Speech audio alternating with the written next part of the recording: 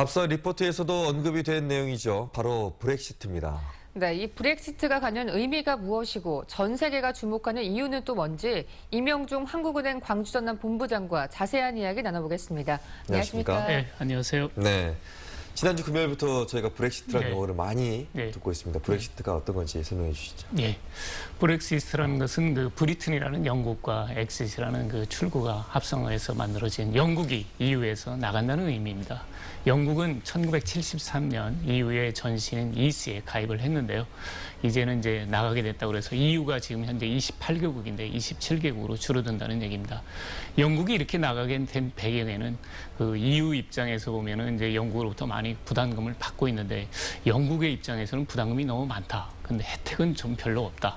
그다음에 예컨대 폴란드 노동자가 영국에 가서 일을 해도 똑같은 복지 혜택을 받거든요. 그런데 지난해 보면 영국 통계청이 그 취업자 수가 증가했는데 한 50% 정도가 외국인이다 이렇게 보다 보니까 영국인 입장에서는 일자리도 줄어들고 복지 혜택도 좀 우리한테는 좀 줄어드는 거 아니냐 이런 정서가 좀 많다 보니까 탈퇴했습니다. 네. 그렇다면 영국의 EU 탈퇴가 결정된 후에 우리나라 주식시장과 글로벌 금융시장에 어떤 영향을 미치게 될까요? 아무래도 이제 그 자유주의라고 그러는데 이거에서 탈퇴를 하다 보면 이제 보호주의로 바뀌게 되거든요. 그러다 보면 이제 세계 교역량이 줄어들 것이다 이런 얘기가 있다 보니까 영국의 돈인 파운드화가 8.2% 정도 많이 폭락을 했고요.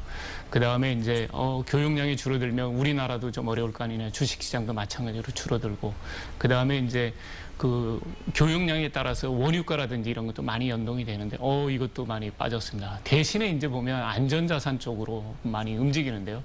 금도 많이 올라가고 한 4.7% 올라가고 그 다음에 미 달러화도 보면 한 2.1% 엔화도 안전자산입니다. 그래서 3.4% 정도 올라갔고요.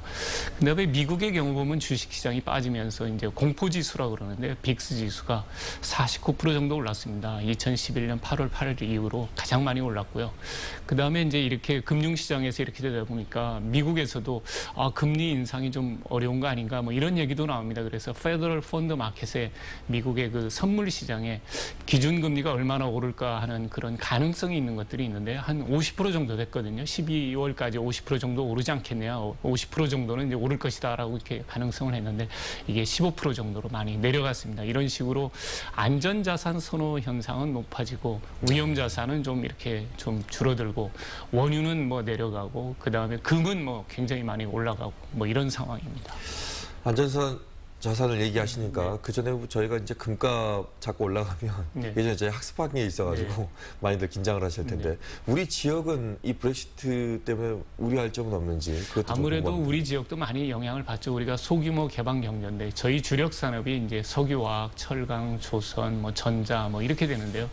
유럽 쪽의 그 수출 비중이 아무래도 높은 게 이제 선박.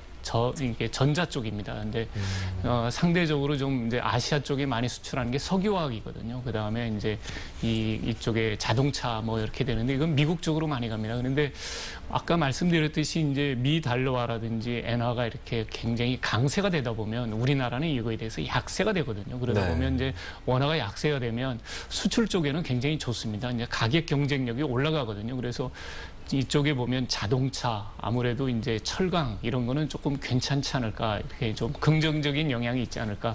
세계 교역량에 따라서 이제 무역량은 좀 줄어들지만 가격 경쟁력은 회복이 되다 보면 좀 이쪽은 괜찮지 않을까 이렇게 생각을 하는데요.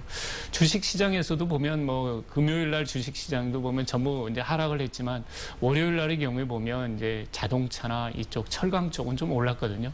대신 이제 선박이나 이쪽 전자 쪽은 아무래도 금요일도 빠지고 월요일도 빠지고 이런 그 정서가 반영이 돼 있지 않나 싶습니다. 네, 그럼 혹시 다른 EU 국가 가운데 추가적인 탈퇴 움직임은 보이지 않습니까? 네, 조금 조짐은 좀 있는 것 같습니다. 아무래도 극우 정당들이 이제 이런 반이민 정서라든지 뭐 이런 복지 혜택이라든지 이런 쪽에 이제 강하게 주장을 하는데요. 프랑스라든지 스웨덴이라든지 덴마크, 체코 이런 등에서 극우 정당들이 우리도 탈퇴해야 되지 않느냐 뭐 이런 얘기들을 하고 있고 그래서 나름대로 이제 걱정이 많이 되는데 영국이 탈퇴하면서 아무래도 이런 쪽에 고립, 보호주의 강화 뭐 이런 것을 좀 보면 우리도 이거 탈퇴하는 게 과연 좋을까 이런 고민이 많지 않을까 이렇게 생각을 하고 있습니다. 네. 끝으로 짧게 말씀을 좀 해주시면 좋겠습니다. 브렉시트의 영향이 얼마 정도 갈까? 왜냐하면 이제 뭐 2년 정도의 유예 기간도 있다는데. 예. 유예 기간 동안에 이제 이 영국이 이제 EU 전체 국가들하고 협상을 하거든요. 그러다 보면 그 협상 결과에 따라서 실물과 금융의 변동성은 계속 있지 않을까. 그러니까 장기적인 변동성은 그대로 남아 있지 않을까 그렇게 생각을 합니다. 네. 예. 이영만리의 바람이 여기까지 좀 미치고 네. 있다는 생각이 좀 드는군요. 네. 오늘 아침 나와주셔서 고맙습니다. 고맙습니다. 예.